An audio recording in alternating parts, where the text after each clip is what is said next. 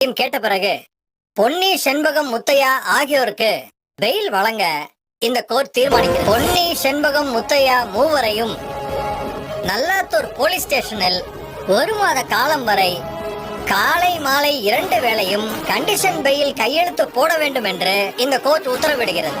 Judgement reserve. ரொம்ப நன்றிங்க ஐயா. நன்றி, ரொம்ப நன்றி. சரிங்க சார். போயிட்டோம்.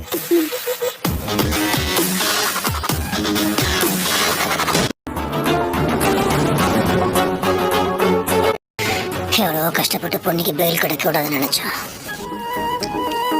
கிடைச்சிருச்சு. ஆமாண்ணே, நானும் இதை எதிர்பார்க்கவே இல்லை. ரொம்ப அதிர்ச்சியா இருக்குண்ணே. இப்ப என்ன நடக்க போகுதுன்னே தெரியலையே. சரவணா எங்கன்னு போலீஸ் தேட ஆரம்பிச்சாங்கன்னா முதல்ல பொண்ணியை தான் விசாரிப்பாங்க. சரி, பொண்ணி ஜெயிலுக்குள்ள இருந்தா அவன் மேல சந்தேகம் வராதுன்னு பார்த்தேன். கமலாத்தை வெளியே கொண்டு வந்துட்டாங்க. இப்ப என்ன போதும், ஏதுக போதும்.